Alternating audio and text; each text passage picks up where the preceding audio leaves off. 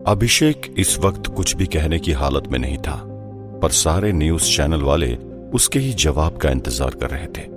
काफी देर तक खुद को संभालने के बाद अभिषेक ने कहा, कल रात मेरे साथ मेरे 5 दोस्त थे और साथ में मेरी गर्लफ्रेंड आरुषि भी कल रात मेरे साथ थी, जिसे उस हादसे ने अपना शिकार बना लिया और देखते ही देखते मेरे सभी दोस्त मारे गए। अभिषेक को कहते देख सारे चैनल वाले उसके करीब आ गए। ये सब कैसे हुआ, इस बारे में बताएंगे आप हमें? रिपोर्टर स्वाति ने फिर एक और सवाल अभिषेक से किया। हम सभी 5 दोस्त आपस में मिलकर न्यू ईयर की पार्टी कर रहे थे, लेकिन अचानक ही समंदर की लहरें तेज होने लगी। देखते ही देखते जिस शिप पर हम सवार थे वो शिप अचानक हिचकोले खाकर एक और झुकने लगा। मैंने जैसे तैसे खुद को पानी में जाने से बचा लिया, लेकिन मेरे सभी दोस्त एक एक करके पानी में समाते चले गए। तभी मैंने देखा कि पानी का रंग जो है वो अचानक लाल होना शुरू हो गया, और उससे भी बड़ी हैरानी की बात तो ये थी कि जो लोग भी उस पानी में डूब गए थे वे सभी पानी में जाते ही पूरी तरह से गायब हो रहे थे। मैंने जी जान से कोशिश की अपने दोस्तों और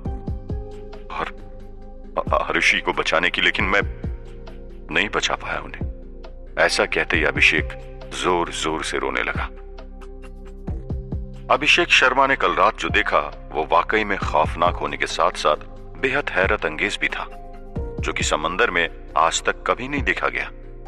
क्या है इसके पीछे की सच्चाई, ये कोई नहीं जानता। फिलहाल इस खबर पर हमारी कवरेज जारी है, इसलिए आप बने रहिए हमारे न्यूज चैनल जांबाज न्यूज के साथ। कल रात घटी इस घटना को न्यूज चैनल के माध्यम से अर्जुन ने भी सुना, जो अभी घर का काम करने में व्यस्त है। इस खबर को सुनते ही अर्जुन थोड़ा चौंका और टीवी पर नजरें गड़ाए मन में कुछ सोचने लगा। जहां इस नए साल ने मेरी लाइफ पूरी तरह से बदल कर रख दी, तो वहीं कुछ लोगों के लिए ये नए साल की दस्तक अच्छी नहीं गई। बड़ी अजीब बात है ये। बिना कोई अलर्ट के समंदर में भयंकर तूफान आना और उसके बाद उस एरिया के पानी का लाल पड़ जाना, ये कैसे हो सकता है? अर्जुन मन ही मन सोचते हुए कहता है। अभी इन्हीं सारे सवालों में खोया हुआ अर्जुन एक पल के लिए भूल गया था कि उसे घर का काम भी करना है। वो कहते हैं ना कि जब किस्मत खराब चल रही हो तो इंसान के साथ किसी भी वक्त कुछ भी हो सकता है। ऐसे में इंसान के साथ ऐसे ऐसे मनहूस इत्तेफाक होते हैं जो उसके दिमाग के नटवोल्ट को पूरी तरह ढीले कर देते हैं। ठीक ऐसा ही अभी अर्जुन के साथ हुआ। उसकी चाची ने जब देखा कि अर्जुन घर का झाड़ू पोछा छोड़ टीवी पर नजरें गड़ाए हुए, तो गुस्से से उस पर चिल्लाई, अरे कमबख्त, मैंने तुझे फटाफट घर का सारा काम करने को कहा था ना, और तू है कि अभी तक झाड़ू पोछा भी नहीं किया। बाकी घर के बर्तन भी धोने हैं तुझे, भूल गया क्या तू? चाची फिर एक बार चिल्लाई। उसे कॉलेज भी जाना है, देखो 9 बजने को आए हैं। इस तरह वो काम में लगा रहा तो कब जाएगा कॉलेज वो? उसके बाद तो तुम जानती हो कि उसे मॉल में काम के लिए भी तो जाना पड़ता है। यह आवाज अर्जुन के चाचा की थी, जिन्होंने इस बार अर्जुन की चिंता जाहिर की। हाँ हाँ, मैं सब समझ रही हूं, बार बार आप इसकी साइड लेते हैं। इस बार कुछ भी हो जाए, मैं इसको इतनी जल्दी कॉलेज नहीं जाने दूंगी। पहले ये घर का सारा काम निपटाएगा, उसके बाद ही कॉलेज जाएगा। और हाँ, काम बीच में छोड़कर ये कॉलेज चला गया तो कल से इसका कॉलेज जाना बंद। गुस्से में अर्जुन पर चिल्लाते हुए चाची वहां से चली गई। चाचा, जो कि अभी भी वहां पर खड़े हैं, लेकिन चाची के सामने उनकी भी कहां चलती है। उन्होंने अर्जुन के कंधे पर हाथ रखा, हताश होकर अपनी नजर नीचे झुकाई। इशारों ही इशारों में वो उससे कुछ कहकर चले गए। घर का सारा काम निपटाकर अर्जुन अब कॉलेज आ पहुंचा है। एक लंबे वक्त के बाद आज वो कॉलेज आ रहा है। हालांकि समय के इस बदलाव के कारण जब चीजें वापस अर्जुन के लिए पहले जैसी हो गई है, अब ऐसे में उसे ऐसा लगता है कि वो काफी वक्त बाद आज कॉलेज जा रहा है। लेकिन हकीकत तो ये है कि वो अपने वापस उस पुराने समय में आ चुका है। अब उसके लिए चीजें वैसी ही हो चुकी है। कॉलेज में दाखिल होते ही पहले अर्जुन ने कॉलेज को अच्छी तरह से निहारा और मन ही मन सोचने लगा, अब चलो आज फाइनली अपने दोस्त मुकेश, कार्तिक और फिर काम्या से मिलूंगा। लेकिन काम्या तो मेरे लिए आज भी पहले की जैसी काम्या होगी, जो सिर्फ मुझसे नफरत करती होगी। यहां तो सिर्फ मेरे दोस्त ही अपने हैं। काम्या को तो अपना सिर्फ विक्की है, विक्की। मजाकिया अंदाज में खुद से बातें करते हुए अर्जुन कहता है। तभी इतने में उसके पीठ पीछे से उसे कोई आवाज देता है। अर्जुन! इस आवाज को सुनकर अर्जुन जैसे ही पीछे मुड़ता है तो उसे वहां अपना एक दोस्त कार्तिक दिखाई देता है। मैं तुझे पिछले 5 मिनट से आवाज लगा रहा हूं, तू है कि मेरी बातें सुनने को तैयार ही नहीं। क्यों भाई, ध्यान कहां है तेरा? कार्तिक ने अर्जुन से कहा। अरे कार्तिक, तू कब आया यार? पता है, मैं अभी बस तेरे बारे में ही सोच रहा था। अर्जुन ने एक सिंपल सा जवाब कार्तिक को दिया। अच्छा, मेरे बारे में सोच रहा था या किसी और के बारे में? मुझे पता है तू अभी किसके बारे में सोच रहा था, कार्तिक ने कहा। किसके बारे में सोच रहा था, तू ही बता दे, अर्जुन ने सवाल किया। उसी काम्या के बारे में सोच रहा था ना तू, जो तुझे जरा भी भाव नहीं देती और तू है कि बस उसकी नाम की माला हर वक्त जपता रहता है। अरे है क्या उस काम्या में ऐसा जो उसने तुझे पागल कर दिया है? इस प्यार के भंवर में से निकल जा, वरना उस लड़की के प्यार का भूत कभी भी तेरा पीछा नहीं छोड़ेगा भाई, कार्तिक ने अर्जुन को समझाते हुए कहा। उसमें बहुत कुछ है कार्तिक जो तुझे समझ नहीं आएगा, अर्जुन ने जवाब दिया। अरे कैसी पागलों जैसी बातें कर रहा तू? भाई मेरा मानना है कि जो लड़की तुझे भाव दे उसी से दोस्ती करो, उसी को अपना हमसफर बनाओ। काम्या तो तुझे जरा सा भी भाव नहीं देती और उल्टा हर वक्त पूरे कॉलेज के सामने तेरी बेइज्जती करती रहती है। इसलिए मेरी मान भाई, ऐसी बकवास लड़की के बारे में इतना मत सोच। तुझे तो पता ही होगा ना, वो तुझसे नफरत करती है और किसी और की वो दोस्त भी है।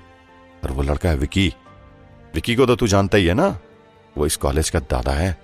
काम्या तो क्या, कॉलेज की बाकी लड़कियां भी उसके आसपास ही मंडराती फिरती है। चल अब यहां से, बस 15 मिनट बचे हैं, क्लास जाना यार, कार्तिक फिर एक बार अर्जुन को समझाते हुए बोला। अगले ही पल अर्जुन कार्तिक के साथ क्लास के लिए अपने कदम आगे बढ़ाता है। तभी इतने में उसे अपने ठीक सामने से 2 लड़कियां आती हुई दिखाई देती है।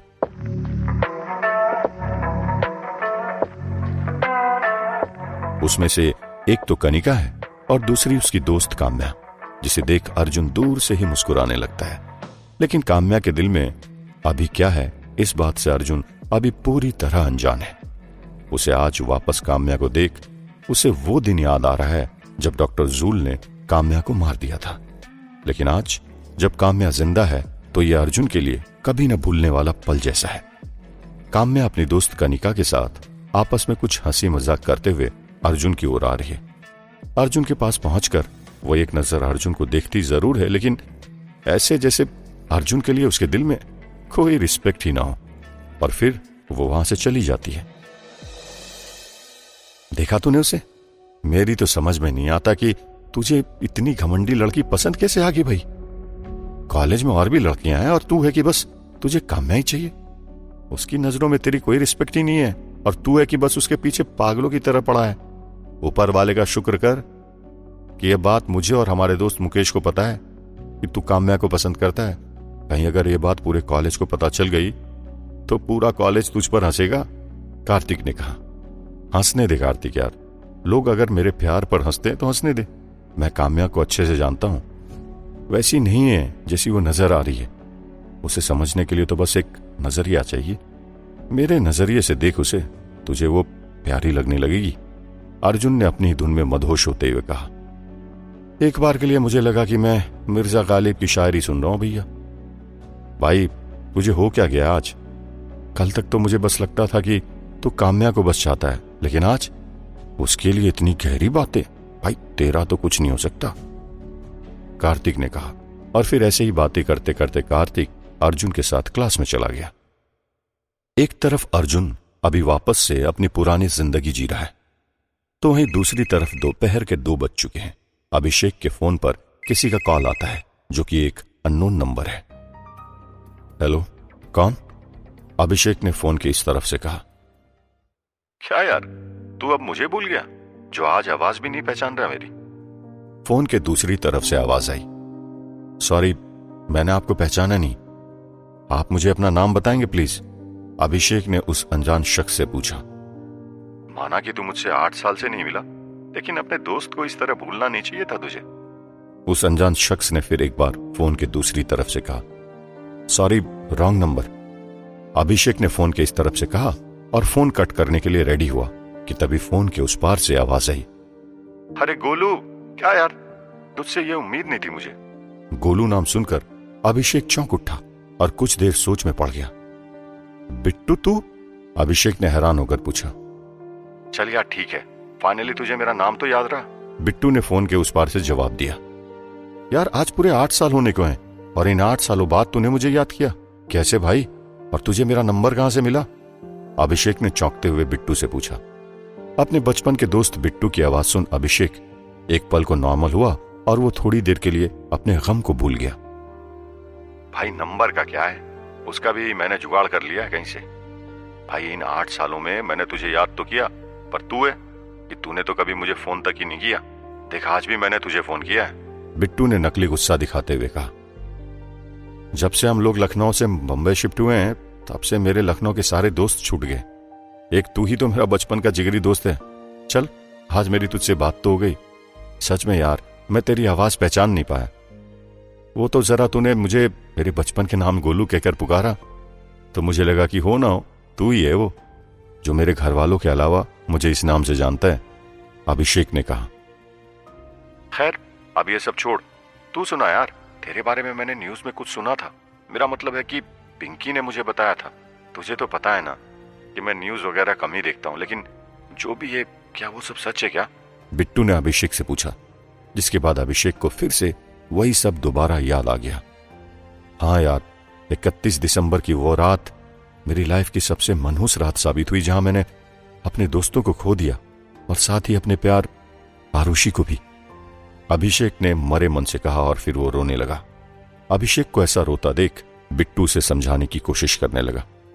देख अभिषेक, उसका दुख मुझे भी है, लेकिन एक दोस्त होने के नाते मैं तुझे बस यही कहूंगा कि जो कुछ भी हुआ उसे भूल जा यार, भूल जा आरुषि को भी अब, क्योंकि उसकी याद बार बार तुझे तकलीफ देती रहेगी। उससे बेहतर होगा कि तू इन सब से बाहर निकलकर एक नई जिंदगी की शुरुआत कर, कुछ नए दोस्त बना और एक नए यार की तलाश कर मेरे दोस्त। बिट्टू ने अपने दोस्त अभिषेक को समझाते हुए कहा। एक दोस्त होने के नाते तेरा मुझसे कहना सही है, लेकिन यह सब इतना आसान नहीं है बिट्टू। मैं आरुषि को कभी भी नहीं भुला सकता, क्योंकि वो मेरा पहला और आखिरी प्यार था। लेकिन अब कर भी क्या सकते हैं, फिर भी मैं कोशिश करूंगा उसे भुलाने की, अभिषेक ने जवाब दिया। ठीक है यार, अपना ख्याल रखना, और हाँ कभी कभार इस दोस्त को भी याद कर लिया करना यार। शायद तुझसे बातें करके मैं तेरे दिल का बोझ हल्का कर सकूं, बिट्टू ने कहा और फिर फोन कट कर दिया। बिट्टू का अचानक से अभिषेक को याद करना यह इत्तेफाक नहीं था, बल्कि कुछ ऐसा होने वाला था कि सब कुछ बदल जाने वाला था और इसका असर हमारे सुपर अर्जुन की जिंदगी पर भी पड़ने वाला था। आखिर ऐसा क्या होने वाला था, आइए जानते हैं। प्रोफेसर सुरेश अवस्थी की क्लास खत्म होने के बाद अर्जुन को अपने दूसरे दोस्त कार्तिक के जरिए पता चला कि 7 जनवरी को कॉलेज की तरफ से एक एडवेंचर ट्रिप रामेश्वरम जाने वाली है, जहां काफी सारे एडवेंचर एक्टिविटीज होंगी। कॉलेज के तमाम स्टूडेंट्स इस इवेंट के लिए चुने गए हैं, जिसमें अर्जुन का दोस्त कार्तिक भी शामिल है। लेकिन हैरानी की बात तो यह है कि इस लिस्ट में अर्जुन का कहीं दूर दूर तक नाम ही नहीं है। यार मुकेश, मैंने सुना है कि कॉलेज की एक एडवेंचर ट्रिप जा रही है रामेश्वरम, लेकिन अफसोस की बात तो यह है कि हम तीनों में से कार्तिक एक ऐसा लड़का है जिसका नाम इस ट्रिप के लिए अनाउंस हुआ है, मुकेश ने अर्जुन से कहा। अर्जुन अभी कुछ भी जवाब देता कि इतने में मुकेश ने हाथ जोड़ते हुए कहा, वैसे अच्छा है मेरा नाम नहीं है, क्योंकि तुम दोनों को नहीं पता हमारे कॉलेज के स्टूडेंट्स उसी जगह पर जा रहे हैं जहां पर पिछली रात को शिप से लोग गायब हो गए। ऊपर से न्यूज में वो अभिषेक नाम का लड़का बता रहा था कि वहां का पानी भी लाल हो गया था। मैं तो भाई बच गया। अर्जुन ने जैसे ही ये सुना उसके कान खड़े हो गए और वो सोच विचार करने लगा। उसने खुद से कहा, तब तो मुझे उस जगह पर जाकर देखना ही चाहिए। अब क्या अर्जुन जाएगा उस जगह पर, और अब क्या होगा आगे? यार मेरा भी बहुत जाने का मन था रामेश्वरम, मुझे भी एडवेंचर में पार्टिसिपेट करना था, लेकिन मेरा तो लिस्ट में नाम ही नहीं है, अर्जुन ने हताश मन से कहा। अरे तेरा नाम उसमें कैसे आएगा? तुझे तो पता ही है ना, हम दोनों ना ही पढ़ाई में, ना ही स्पोर्ट्स में और ना ही एडवेंचर में, किसी में भी अच्छे नहीं यार, इसलिए तो हम नहीं जा रहे हैं, मुकेश ने कहा। और काम्या, वो जा रही है क्या? अर्जुन ने मुकेश से सवाल किया। हाँ, वो जा रही है, मुकेश ने जवाब दिया। तब तो विकी भी जा रहा होगा, अर्जुन ने सवाल किया। अब जहां काम्या जाए वहां विकी न जाए, ऐसा हो सकता है क्या? एक मजाकिया अंदाज में मुकेश ने जवाब दिया। यार, तू तो जानता ही ना कि विकी अच्छा लड़का नहीं है। मुझे लगता है कि मुझे काम्या को विकी के साथ जाने से मना करना चाहिए, अर्जुन ने टेंशन में आकर कहा। अरे तुझे क्या पड़ी इन सब की? जिसको जिसके साथ जाना है जाने दे यार। अरे हाँ, सॉरी यार, मैं तो भूल ही गया था। काम्या का आशिक तो अभी मेरे साथ खड़ा है, उसे तो बुरा लगेगा अगर वो किसी और के साथ, वो भी इतनी दूर, रामेश्वरम चली गई तो। एक मजाकिया अंदाज में मुकेश ने कहा। नहीं, ऐसा नहीं हो सकता। अब मुझे कैसे भी करके इस ट्रिप का हिस्सा बनना होगा। मैं काम्या को विकी के साथ नहीं देख सकता, अर्जुन अपने मन में खुद से बातें करते हुए बोला। अरे भाई, किस सोच में पड़ गया तू? कहीं तुझे काम्या और विकी का रामेश्वरम एक साथ जाना अजीब तो नहीं लग रहा ना? एक बार फिर मजाकिया अंदाज में मुकेश ने कहा। तू ये सब छोड़ और मेरे साथ चल, अर्जुन ने कहा। पर कहां? मुकेश ने पूछा। सिद्धार्थ सर के पास, अर्जुन ने जवाब दिया। मुझे लगता है आज तू अपने साथ मुझे भी मरवा कर ही मानेगा। तुझे पता है ना कि सिद्धार्थ सर कितने डेंजरस हैं, और बावजूद इसके तू उनके पास जा रहा है? थोड़ा शॉक्ड होकर मुकेश ने सवाल किया। तू मेरे साथ चल तो सही, थोड़ी ही देर में तुझे सब कुछ समझ में आ जाएगा। ऐसा कहते ही अर्जुन मुकेश को लेकर सिद्धार्थ सर के पास पहुंच गया, जो कि ग्राउंड में कुछ स्पोर्ट्स स्टूडेंट के साथ मौजूद है। अपने स्पोर्ट प्रैक्टिस कर रहे स्टूडेंट से हटकर जब स्पोर्ट्स टीचर सिद्धार्थ की नजर अर्जुन मुकेश पर पड़ी तो वो उन्हें गुस्से से घूरने लगे, क्योंकि सिद्धार्थ एक गुस्सैल किस्म के आदमी है। तुम दोनों यहां क्या कर रहे हो? तेज आवाज में सिद्धार्थ ने अर्जुन और मुकेश से कहा। सिद्धार्थ की यह तेज आवाज जहां एक और मुकेश को पूरी तरह डरा गई, तो वहीं अर्जुन अभी पूरी तरह बेखौफ था। जिस पर मुकेश की भी नजर पड़ी तो वो उसे देखकर दंग रह गया। फिर अगले ही पल सिद्धार्थ सर के पूछे गए सवाल के जवाब के लिए अर्जुन भागा भागा उसके पास गया, और थोड़ी ही देर में उसके साथ उसका दोस्त मुकेश भी आ पहुंचा। सर, वो मैंने सुना है कि कुछ दिन बाद 7 तारीख को कॉलेज की एक एडवेंचर ट्रिप रामेश्वरम जा रही है, अर्जुन ने पूछा। आ जा रही है तो? अपने अंदाज में सिद्धार्थ ने कहा। सर, मेरा और मुकेश का उस लिस्ट में नाम नहीं है, अर्जुन ने इतना कहा ही था। तभी इतने में वहां पर मौजूद सभी स्टूडेंट्स अर्जुन की इस बात पर जोर जोर से हंसने लगे। जिनके साथ काम्या भी खड़ी है, वो भी अर्जुन का मजाक उड़ा रही है। तुम तो जानते ही हो ना, इस ट्रिप के लिए जिन भी स्टूडेंट्स का नाम अनाउंस हुआ है वो सभी के सभी स्पेशल हैं, मेंटली और फिजिकली भी। कोई स्पोर्ट्स में अच्छा है तो कोई एडवेंचर में, और एक तुम हो जो किसी में बेहतर नहीं, इसलिए इस लिस्ट में तुम्हारा नाम नहीं आया। अब सीधे दफा हो जाए यहां से और मुझे मेरा काम करने दो, एक धड़ल्ले अंदाज में स्पोर्ट्स टीचर सिद्धार्थ ने अर्जुन और मुकेश से कहा। स्पोर्ट्स कोच के इस गुस्सैल रवैये से घबराकर मुकेश वहां से जाने लगा, और साथ में अर्जुन से भी बोला। अर्जुन सर ठीक कहते हैं, हमें यहां से चलना चाहिए। ऐसा कहते मुकेश अर्जुन का हाथ पकड़कर उसे अपने साथ ले जाने लगा। तभी इतने में अर्जुन मुकेश से बोला। नहीं मुकेश, मेरी सर से बात अभी पूरी नहीं हुई है। अर्जुन के इस बदले अंदाज ने मुकेश को पूरी तरह हैरान कर दिया। अरे तेरा दिमाग खराब है क्या? चल यहां से, वरना आज हम दोनों की शामत आनी तय है। खाली क्यों पूरे कॉलेज के सामने अपने साथ साथ मेरी भी बेइज्जती करने पर तुला है? चल, मुझे तो इन सब के चक्कर में पड़ना भी नहीं है। मुझे नहीं जाना कोई रामेश्वरम ट्रिप पर, मुकेश ने चुपके से एक धीमी आवाज में अर्जुन से कहा। नहीं मुकेश, तू बेशक मत जा रामेश्वरम, पर मुझे तो जाना है। पर इस बार मैं सर से फिर एक बार बात करने को तैयार हूं, अर्जुन ने धीमे से मुकेश से कहा। इतने में स्पोर्ट्स कोच सिद्धार्थ फिर एक बार अर्जुन मुकेश पर भड़का, क्योंकि उसके मना करने के बावजूद भी ये दोनों अभी तक यहीं पर खड़े थे। अरे मैंने तुमसे यहां से जाने को कहा था ना, लेकिन तुम हो कि अभी तक यहीं खड़े हो। सीधे तरीके से यहां से जाते हो या नहीं, वरना तरीके और भी है मेरे पास तुम्हें यहां से भगाने के। फिर एक बार एक तेज आवाज में वो इन दोनों पर चिल्लाया। सर, हम यहां से चले जाएंगे, लेकिन उससे पहले हमें हमारे सवाल के जवाब चाहिए, अर्जुन ने जवाब दिया। कैसा जवाब? स्पोर्ट्स कोच सिद्धार्थ ने पूछा।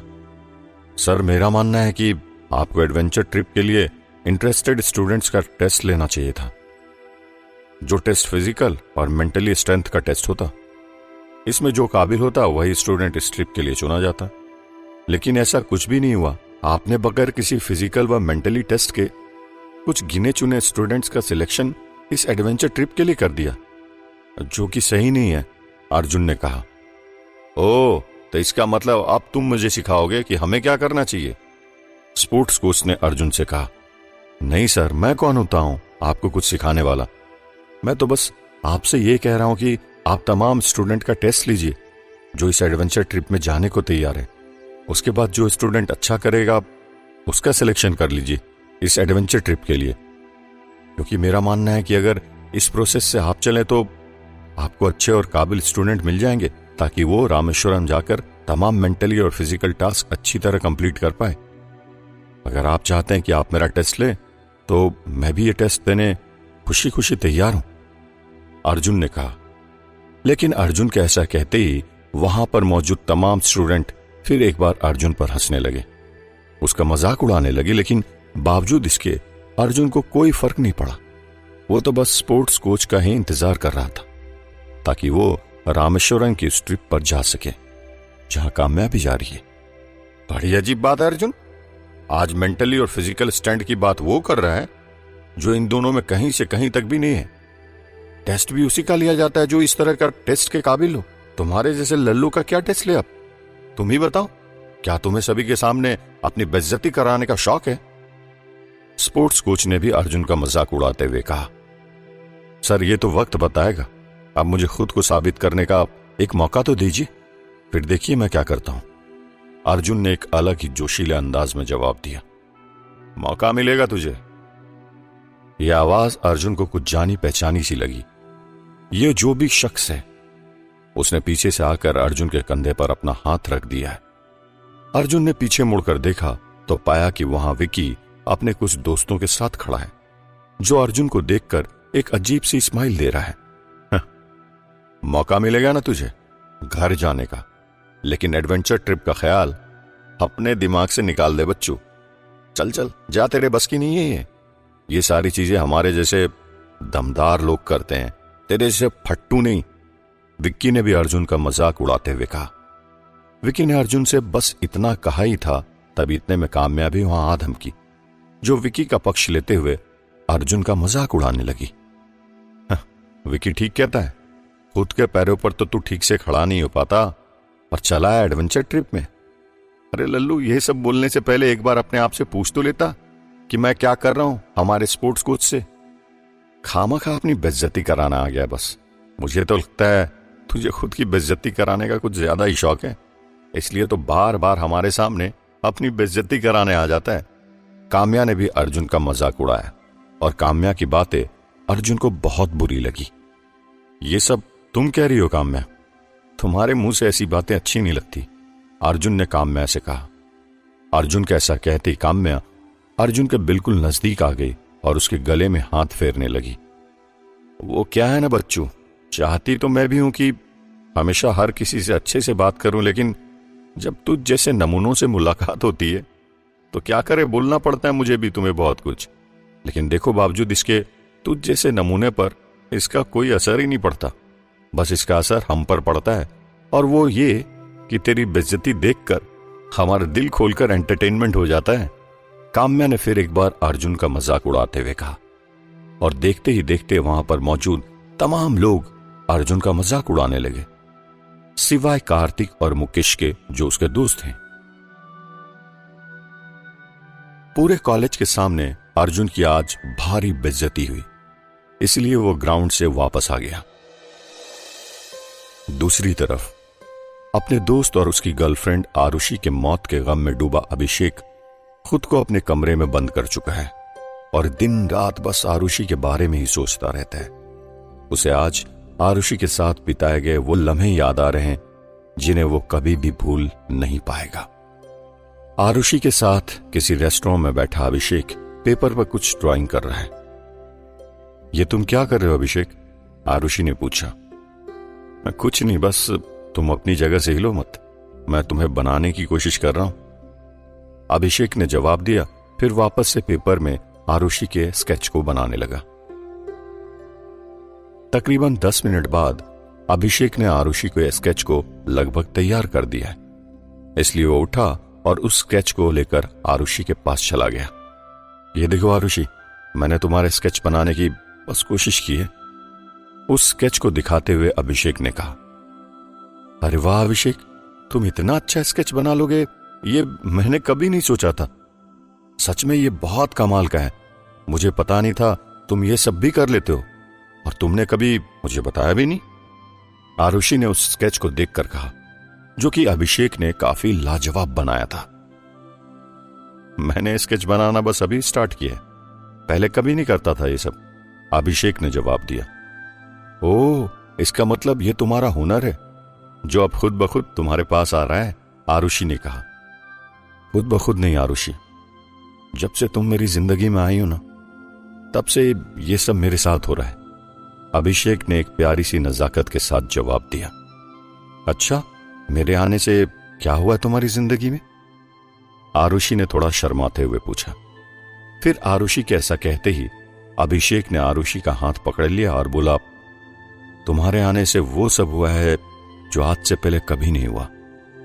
तुम्हारे आने से वो हुआ जिसने मुझे बदल कर रख दिया, और तुम्हारे आने से वो हुआ जिसकी मुझे तलाश है, क्योंकि तुम मेरा पहला और आखिरी प्यार हो। अभिषेक के ऐसा कहते ही आरुषि फिर एक बार शर्माने लगी। तभी अचानक अभिषेक को बाहर से किसी की आवाज आई। गोलू, अब खाना खा ले बेटा, हम लोग तेरा कब से इंतजार कर रहे हैं। अपनी मां की इस आवाज को सुनकर अभिषेक अपनी पुरानी यादों की दुनिया से बाहर आ गया और वापस से मायूस हो गया। अपनी मां के बुलाने पर अभिषेक अपने रूम से बाहर गया और जैसे तैसे रूखे मन से उसने खाना खाया। खाना खत्म करने के बाद वो जैसे ही वापस से अपने रूम की तरफ जाने लगा, तभी इतने में उसके पिता ने उससे कहा, बेटा, मैं कुछ दिनों से देख रहा हूं तू ना तो हमसे ज्यादा बातें करता है और ना ही ठीक से खाना खाता है। बेटा, मैं जानता हूं कि तेरे साथ 31 दिसंबर की उस रात को जो कुछ भी हुआ वो बहुत बुरा हुआ, लेकिन इसका मतलब ये तो नहीं ना तू अपनी लाइफ में बार बार खुद को तकलीफ पहुंचाओ।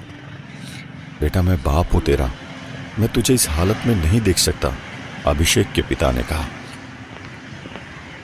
पापा, इसके अलावा मैं अब करूं तो क्या करूं? आप ही बताइए, मेरे साथ जो कुछ भी हुआ मैं उससे भुलाने की कोशिश तो कर रहा हूं, लेकिन भुला नहीं पा रहा हूं पापा, मायूस होकर अभिषेक ने जवाब दिया। मैं जानता हूं कि इन सब से तुझे गहरा सदमा लगा है, तू कोशिश करेगा तुझसे बाहर निकल आएगा। तू कोशिश तो कर बेटा, तू बाहर निकल आएगा। खैर, मैं किसी काम से बाहर जा रहा हूं, कुछ घंटे में वापस लौट आऊंगा, तू बस अपना ख्याल रखना। ऐसा कहते ही अभिषेक के पिता चले गए। शाम का वक्त है। आज अर्जुन किसी वजह से